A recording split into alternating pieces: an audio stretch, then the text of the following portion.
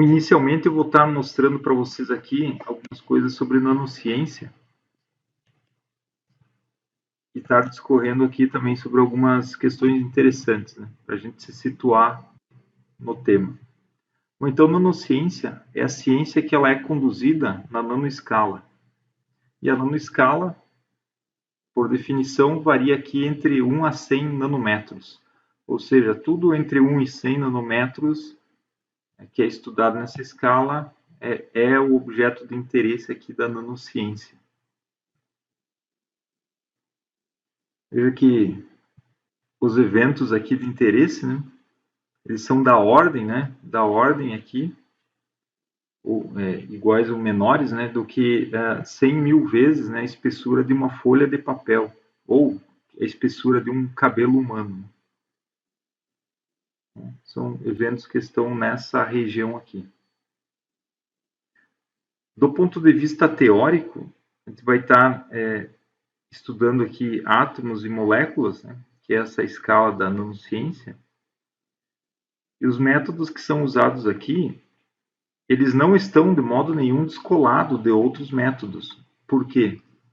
Porque muitos dos parâmetros, por exemplo, que se usam em simulações usando contínuo, por exemplo, elementos finitos, são parâmetros que vêm de experimentos ou então de outros métodos, né? Vou passar aqui alguns detalhes, né, sobre os nanomateriais. Eles ocorrem naturalmente, eles podem ser fabricados ou também projetados. Por exemplo, em muitos casos, eles podem ocorrer naturalmente. É o caso, por exemplo, de incêndios, né? Por exemplo, você tem um incêndio numa floresta, é basicamente uma usina que está fabricando muitos nanomateriais. Ou seja, a fuligem, ela contém diversos nanomateriais, né? Você tem ali nanotubos de carbono, fulerenos, moléculas das mais diversas, né, moléculas orgânicas. Enfim, você tem aqui outras situações, né, que também geram esses nanomateriais. Um caso específico aqui, que também é um nanomaterial, o caso do vírus, né? O vírus, ele é, por exemplo, o coronavírus, que está agora muito em voga, ele é basicamente uma esferinha que tem entre 70 e 90 nanômetros de diâmetro. Então, o vírus está na nanoescala. Uma outra situação é nanomateriais que têm origem, né? Uma origem na ação humana. Entretanto, são fabricados ou gerados espontaneamente. Por exemplo, na fumaça, né? Exaustão aqui, principalmente de motores diesel, efluentes industriais, entre outros, né? Todas essas situações aqui geram muitos nanomateriais. E tem uma outra situação que são produtos aqui que são manufaturados, né? Por exemplo, quando você usa da nanociência, desenvolve uma técnica e gera um nanomaterial, esse material pode ser usado ou não, mas nesse caso você está fazendo uso, então está desenvolvendo a nanotecnologia. Então a nanociência pode estudar qualquer uma dessas situações, né? Nanomateriais em qualquer uma dessas situações, mas a nanotecnologia é basicamente a tecnologia voltada aos nanomateriais, né? Então ela trabalha basicamente aqui com a engenharia desses nanomateriais. Temos aqui daí alguns exemplos.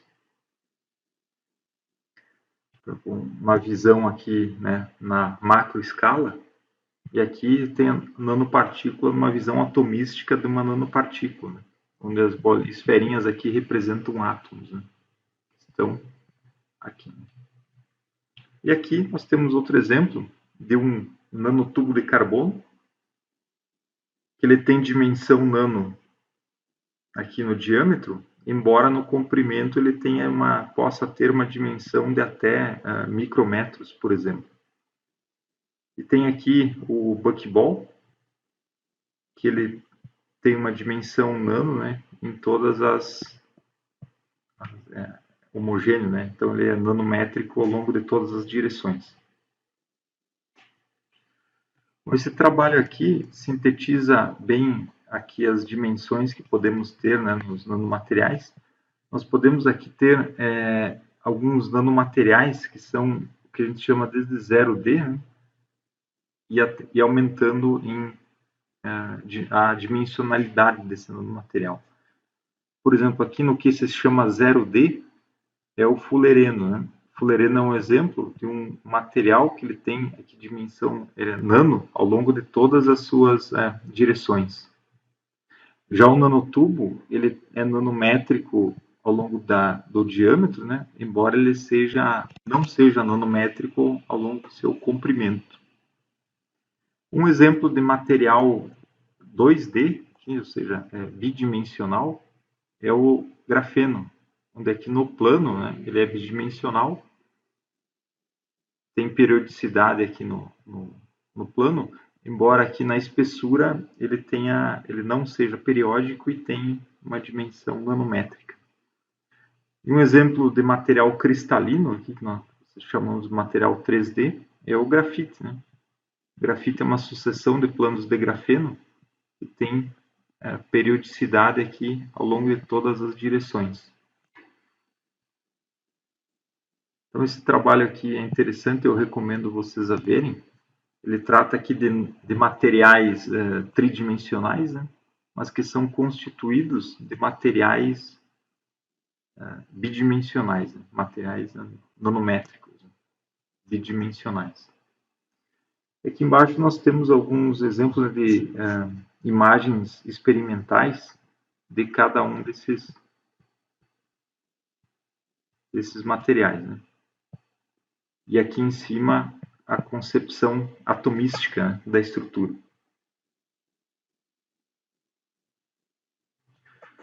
Bom, pessoal, um ponto, uma questão muito interessante a ser tratada aqui, em especial, é o elemento químico carbono. O carbono é um elemento químico muito especial, tanto é que ele é a base da vida, né? E também ele é muito interessante porque também a química, por exemplo, tem todo um ramo para estudar os materiais derivados do carbono, constituídos de carbono, né? Que é a química orgânica. E aqui essa imagem tenta sintetizar aqui uma outra condição muito interessante, né, que vem do carbono. Por exemplo, todos esses materiais aqui, o diamante, o grafito, o grafeno, os nanotubos de carbono e os fulerenos, que têm propriedades muito distintas entre si, são constituídos do mesmo elemento químico. Por exemplo, aqui nós temos o exemplo do diamante, né? A visão na macroescala, e aqui a visão, né, uma representação atomística da estrutura, né, do material. Já aqui embaixo nós temos aqui a visão atomística do grafite e aqui uma figura, né, de STM do material. Aqui nota que o diamante, né, tem características físicas, químicas e elétricas muito distintas, né, do grafite. Né? São materiais totalmente diversos em relação às suas propriedades. Entretanto, são feitos do mesmo elemento químico. Então, a partir daqui, nós já temos uma indicação de que o modo como eu arranjo os átomos no espaço conta muito para as propriedades dos materiais, não apenas a composição, né, química do material. A disposição espacial influencia muito. Se nós isolarmos um plano aqui do grafite, nós vamos ter aqui o grafeno. Né? Foi descoberto mais recentemente. Já aqui aqui embaixo nós temos o fulereno, né? Que lembra um pouco a estrutura de uma bola de futebol, que que é uma molécula constituída de 60 átomos de carbono. Também pode existir uma variação aí do número de átomos que compõem a molécula. Aqui nós temos uma imagem de um nanotubo de carbono. E aqui nós vemos algumas possibilidades, né, de empacotamento do nanotubo de carbono. Por exemplo, nesse primeiro caso, nós temos aqui a seção transversal do nanotubo com um formato de braço de cadeira, que é chamado aqui do inglês de nanotubo armchair, braço de cadeira, né, do inglês, no caso desse formato aqui. Veja que esse tubo tem aqui uma componente zigue-zague ao longo do comprimento. Já esse outro caso aqui, ele tem um formato zigue-zague aqui ao longo da seção, mas um formato de braço de cadeira ao longo aqui do comprimento. E tem um caso intermediário, né, que é uma variante aqui entre os dois, né. Mas o que é interessante aqui, por exemplo, esse caso aqui, o nanotubo armchair, ele é metálico, ele conduz eletricidade. E nesse outro caso aqui, o nanotubo é semicondutor, ou seja, ele é um isolante, né, para pequenos potenciais aplicados. Então você veja que o material aqui constituído do mesmo elemento químico, apenas dependendo o modo como você dispõe os átomos no espaço, resulta que o material pode ser metálico ou semicondutor, né? Apenas dependendo aqui da forma como você arranja, né, a estrutura. Aqui tem uma figura experimental desses nanotubos.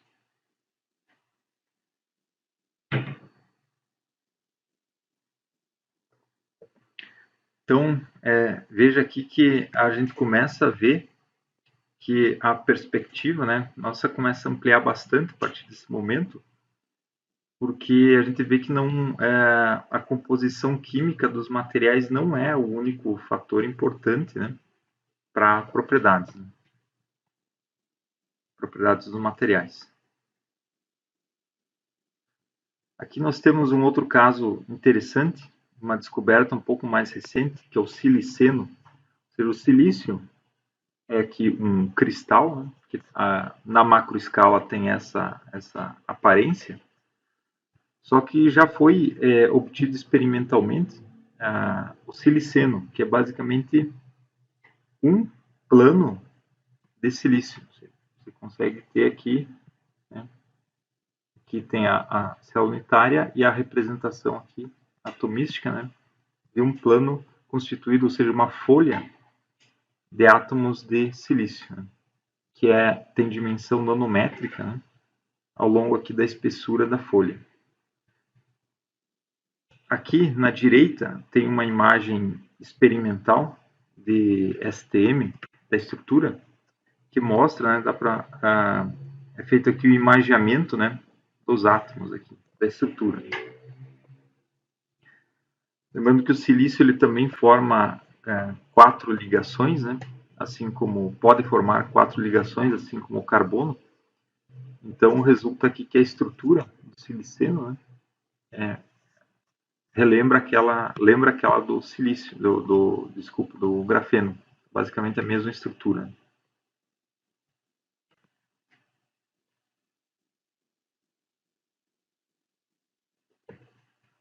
Então, por que nós vamos estar estudando nanomateriais, né? Por que nano, né? Por que não estudar outros materiais, né, que não na escala nano? E o que é interessante aqui é que as propriedades na nanoescala elas se alteram. Ou seja, o ponto, só para dar alguns exemplos, né, o ponto de fusão do material muda, as propriedades ópticas mudam, por exemplo, a fluorescência, enfim, as propriedades elétricas, a condutividade pode ser alterada. atividade química também muda, a resistência mecânica, como nós vamos estar vendo em breve também, é severamente alterada na nanoescala, ou seja, se as propriedades de um dado material na nanoescala diferem daquelas do material na mesoescala ou uma escala maior, então aqui abre-se um leque de, enfim, um leque científico, né, bastante amplo, que merece ser estudado.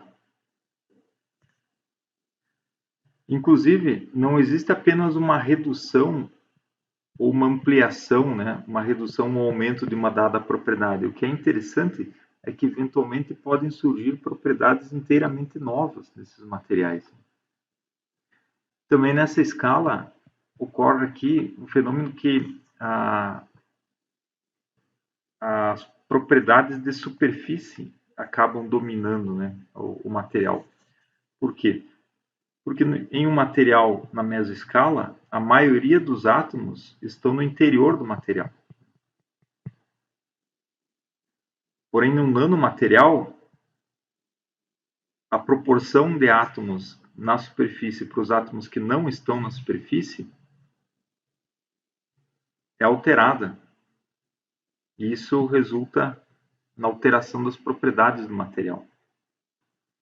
E também, além disso, você tem a simples economia de material. Por exemplo, as reações químicas se dão a partir da superfície do material.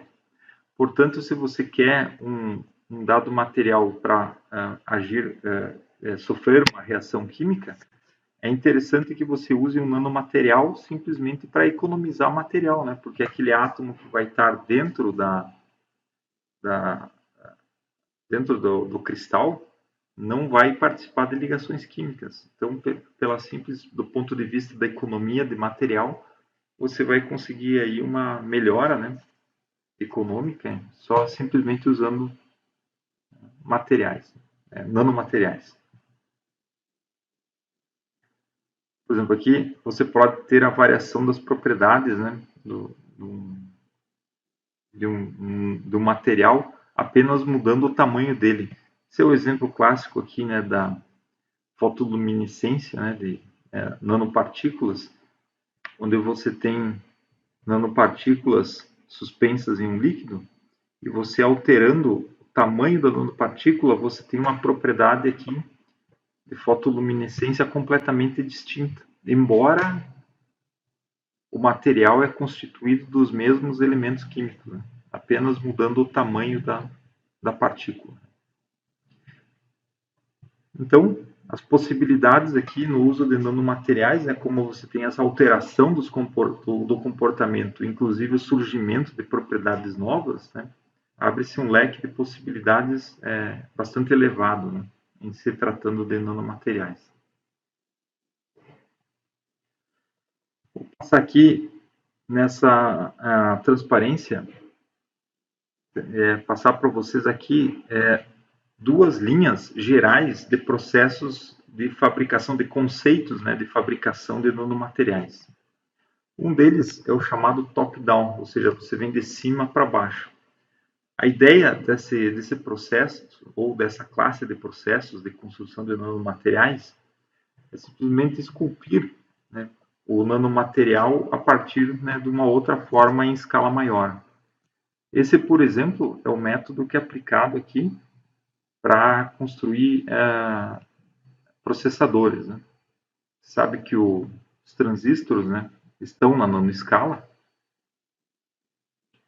e eles são aqui escritos, né, literalmente escritos aqui nas placas através de litografia. Né? Então você vai literalmente esculpindo, né, o chip através de litografia. Tem outra classe que é a bottom-up, ou seja, você vem de baixo e vai montando o nanomaterial como se fosse uma espécie de Lego, né?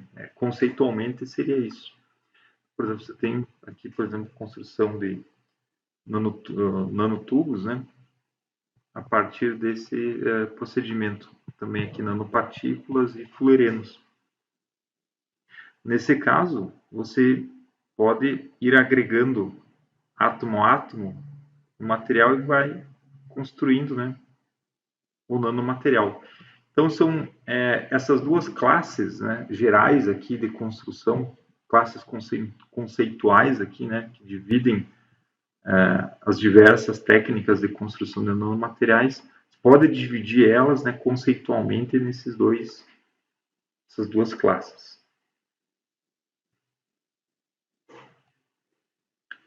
Bom, então aqui na nanotecnologia, ou seja, usar, né, a engenharia para estar desenvolvendo nanomateriais, construindo nanomateriais e também usando esses nanomateriais em produtos, nós temos aqui diversos exemplos, né? Por exemplo, temos aqui um caso aqui, né, do por exemplo, concreto, né, de alta performance, né, que usa nanopartículas, né, usa nanomateriais. Você também pode usar nanopartículas metálicas, né, em células combustíveis, né, que são basicamente usadas em carros híbridos. Por exemplo, você também tem o caso de tintas magnéticas, ou seja, você pode ter nanopartículas ou nanomateriais ferromagnéticos, por exemplo, suspensos numa tinta. E na hora que você imprime, por exemplo, um cheque, né, ou um papel moeda com essa tinta ou uma célula, você vai ter ali uma assinatura magnética naquela cédula, né? Então, é usado também para evitar fraude, né? E tem outros exemplos, né? Por exemplo, aqui, adição de nanopartículas, né? Para construir raquetes mais leves e resistentes, né? E também, por exemplo, nanopartículas, por exemplo, aqui o exemplo de usar nanopartículas de prata, né? A nanopartícula de prata, ela é bactericida, então, se você usar ela aqui, você tem, por exemplo, um material, né, que ele é bactericida, ou seja, você não vai ter odor aqui saindo, por exemplo, do calçado, né, de uma pessoa, por exemplo. Então, a gama de aplicações e os casos aqui onde já é aplicado, você já consegue entrar no Google e comprar um produto que emprega nanotecnologia, enfim, já são diversos, né, os exemplos nesse sentido.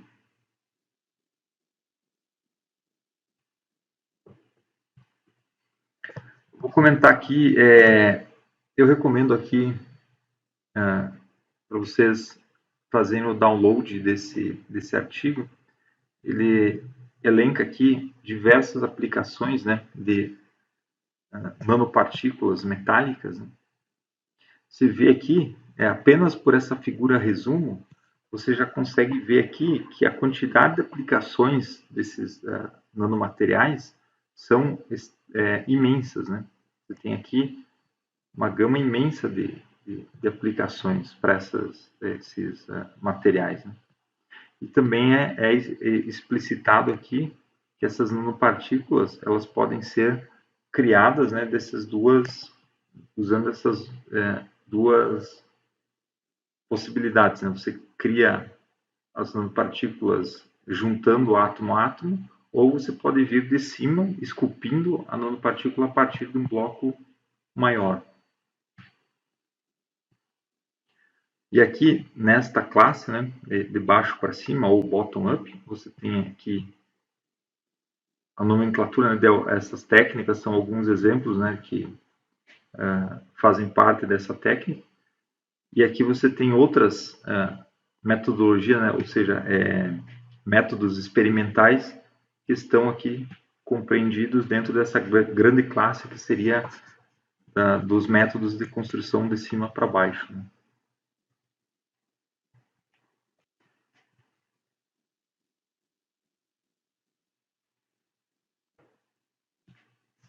Também esse trabalho mostra aqui a variação, né, no formato de nanopartículas que você pode ter, né? Então, você pode ter aqui diversas estruturas formadas, sendo que, eventualmente, uma questão interessante aqui é avaliar a estabilidade relativa desses vários nanopartículas, né? Eventualmente você pode ter um mínimo de energia global, que pode ser eventualmente atingido, né? E você pode ter também um mínimo de energia local, né? Onde esse aqui é o global, eventualmente você tem uma barreira de energia, né? Que pode ser superada para que a nanopartícula assuma um outro formato, né? Tem aqui um outro trabalho interessante que exemplifica aqui usos, aplicações, né, de nanomateriais e também a ciência por trás disso. É nesse trabalho aqui,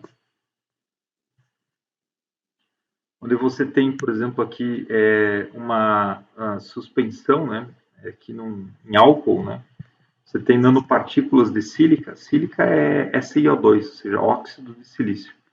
Você tem nessas nanopartículas, elas ficam suspensas aqui de álcool, né, que é etanol, propanol e butanol. Só que você veja que a estabilidade da suspensão varia de acordo, né, com o meio. Por exemplo, se você tem nanopartícula que ela fica completamente suspensa no butanol, aqui ela perde um pouco a estabilidade no propanol, e já no etanol ela deposita no fundo, né? Ela não é muito estável, né? A suspensão não é estável no etanol. Bom, essas nanopartículas de sílica, elas têm muitas utilidades, por exemplo, elas são biocompatíveis, por exemplo, já é fabricado vacinas usando essas nanopartículas. Por quê? A nanopartícula ou a mesoestrutura de sílica, ela pode ter pequenos poros, né, onde eventualmente você consegue impregnar uma solução que contenha o material que vai gerar imunização na pessoa. E na hora que você toma, por exemplo, aquelas vacinas, ou uma criança toma aquelas vacinas de gotinha, se o líquido com uma parte ou o agente ativo do vírus passa pelo estômago, ele pode ser digerido no estômago, né? Vai destruir o efeito da vacina. Então, quando você toma essas vacinas orais, você tem que impregnar a solução dentro de uma estrutura, aqui desenhar melhor, você tem uma estrutura, né, com alguns poros, e o líquido imunizante ele pode hidratar esses poros, né? Ele pode penetrar nesses poros, de modo que quando essa estrutura passe pelo estômago, o ácido estomacal não consiga destruir ou digerir por completo o material imunizante, passando a estrutura ainda com material imunizante que depois de passar pelo estômago é liberado. Então, já é usado em vacinas, né, essas nanopartículas, né? E também, que é aqui o que trata esse trabalho, são as superfícies superhidrofóbicas, né? Ou seja, se você pega esse material aqui e você borrifa em um tecido, por exemplo, nessa região aqui, você vê que você tem a gota de água sem molhar a superfície.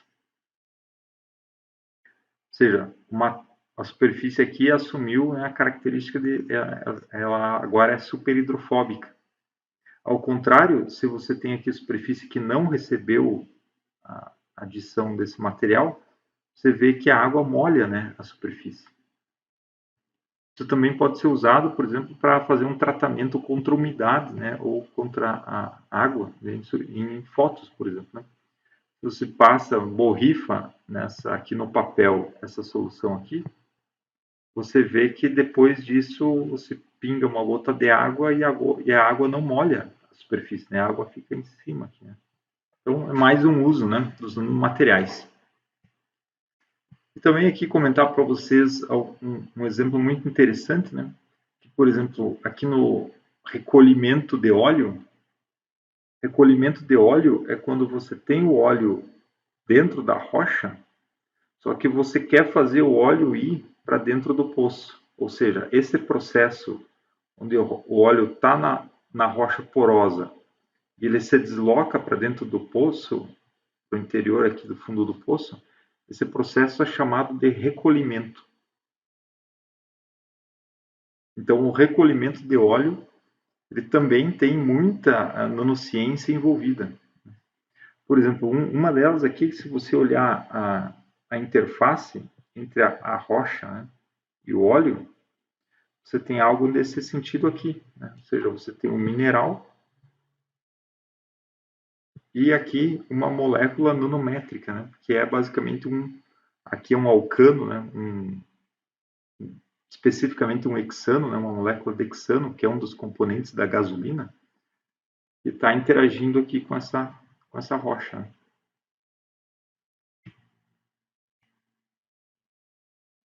Então, uma situação aqui que você tem, por exemplo, a rocha e a molécula de óleo, né, formando aqui uma gota, e está eventualmente rodeada por água. A situação aqui, em uma descrição eletrônica, né, descrição a nível de elétron dessa situação, basicamente essa aqui. Você tem aqui, por exemplo, um material que é sílica, né, e aqui você tem uma molécula de óleo. E aqui você consegue ver o contorno de carga. Ou seja, você tem uma ligação química, embora fraca, mas você tem uma ligação química. Né? Então você consegue aqui ter uma medida, né, da tensão superficial, né, da interação, né, entre esses diversos constituintes.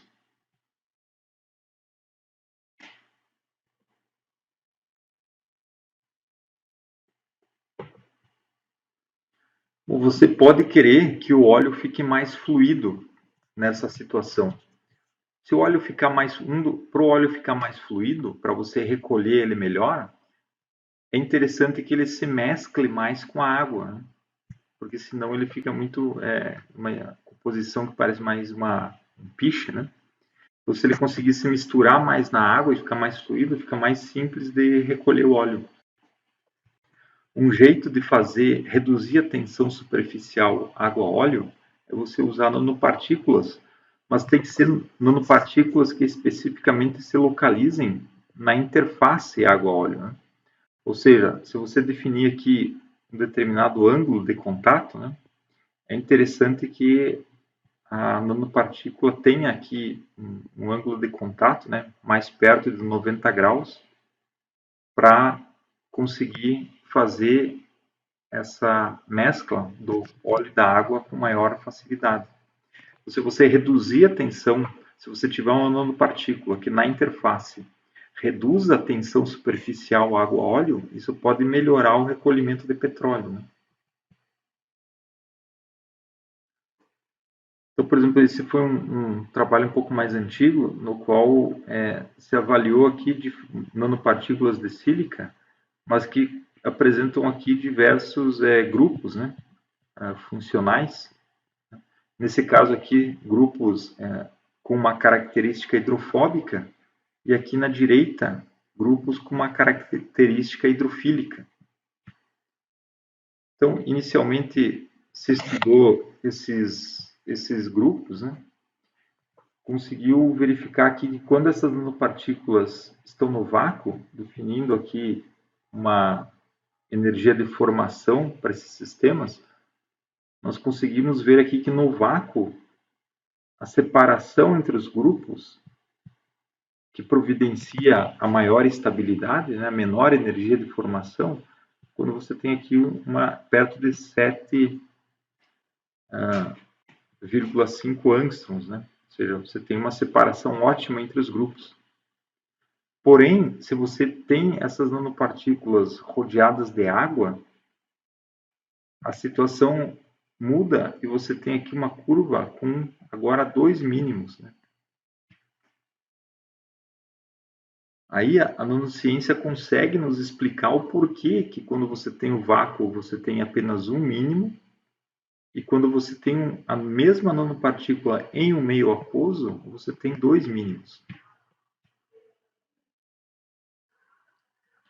Olhando aqui minuciosamente, né, para a estrutura desses sistemas, conseguiu-se verificar que numa situação de um mínimo, você tem as moléculas entre os grupos. Né? E você tem um outro mínimo para uma situação onde os grupos estão muito próximos e as moléculas de água não conseguem penetrar entre os grupos. Então, isso gera, aqui se você calcular apenas a interação entre os grupos e a água, você vê que há um máximo aqui no meio, né? Então, esse máximo aqui separa duas regiões, dois regimes, que é basicamente uma região que você tem aqui baixa densidade de grupos, ou seja, os grupos estão muito separados e a água infiltra entre os grupos, e outra região onde os grupos estão muito próximos e a água não consegue infiltrar entre os grupos, formando esses dois regimes. Então a nanociência consegue explicar, trazer uma explicação aqui, né, para esse efeito. Um outro exemplo interessante aqui envolvendo a nanociência são quando essas nanopartículas de sílica elas estão aqui no meio salino, salmoura, né, basicamente água e sal. Você tem aqui uma representação de uma caixa de água com uma nanopartícula e aqui você tem os átomos, né, que constituem o sal. Então você pode ficar monitorando aqui numa posição em raios aqui concêntricos em relação a nanopartículas, você consegue ficar monitorando a composição, né, em função aqui do centro da nanopartícula. A literatura mostra, por exemplo, que se essas camadas de sal que podem se aglomerar em torno da nanopartícula, se elas tiverem uma característica mais alongada, essas nanopartículas elas vão poder ficar suspensas no meio fluido mais facilmente. Elas vão conseguir ter aqui elas vão ter uma barreira de energia para se aglomerar. Porém, se essa distribuição aqui for mais estreita, nesse sentido aqui, a tendência é que as nanopartículas elas não tenham repulsão entre elas e elas acabem por se agregar mais facilmente. Então, conseguiu-se aqui, variando a solução salina, monitorar, a partir daqueles raios concêntricos em relação à nanopartícula, a formação dessas camadas de sal. Conforme vai aumentando o sal, a gente vê que as camadas aqui elas ficam mais robustas e o tamanho delas aqui espacialmente reduz, né? Até aqui. Agora, se você tem uma situação que você tem, por exemplo, aqui uma concentração salina menor, a camada é muito mais estendida. Ou seja, isso indica, segundo essa teoria aqui, né, teoria de Stern, que você vai ter, aumentando a concentração salina, uma redução da estabilidade da suspensão de nanopartículas. E é justamente isso que se obtém experimentalmente. Por exemplo, aqui tem um resultado experimental na direita, que mostra aqui que a partir de uma dada concentração de sal, né, você começa a ter o colapso da suspensão.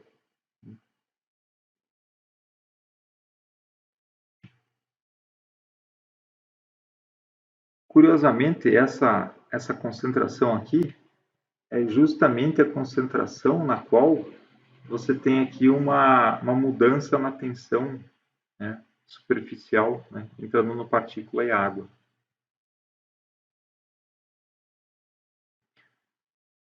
Aqui, comentando então sobre essas diferentes estruturas, se você colocar elas, né, na interface água-óleo, né, dependendo aqui da cobertura, você pode conseguir colocar uma partícula ou mais para um lado ou mais para o outro, ou eventualmente exatamente na interface, que pode ser a situação, né, que você queira, né? Se você quer facilitar, né, a molhabilidade da água com óleo. Então, aqui é basicamente traçado uma média do posicionamento da partícula ao longo de uma de uma simulação, vê que a posição média dela aqui é mais para dentro da água do que para dentro do óleo. Pro caso de uma cobertura aqui, que é basicamente terminações em hidrogênio, que é o caso de uma partícula hidrofílica, né? Ou seja, ela vai mais para o lado da água. Lembrando que aqui, nesse lado aqui da figura, no lado esquerdo, esses aglomerados aqui representam os aromáticos do óleo, e aqui onde está sem a parte branca aqui representa os alcanos. Né? E por fim, se você tem uma nanopartícula aqui numa interface, você consegue medir o ângulo de contato, né? Ou seja, é uma medida de quanto ela está mais para um lado em relação ao outro. Você consegue fazer um gráfico aqui do ângulo de contato, medido geometricamente, né? E também em função do ângulo de contato aqui medido usando a equação de Young-Laplace, né? Que usa as tensões superficiais, né? Dos diferentes compostos, né? Das diferentes superfícies. Vê que eles concordam, né? 60 aqui, 60 aqui.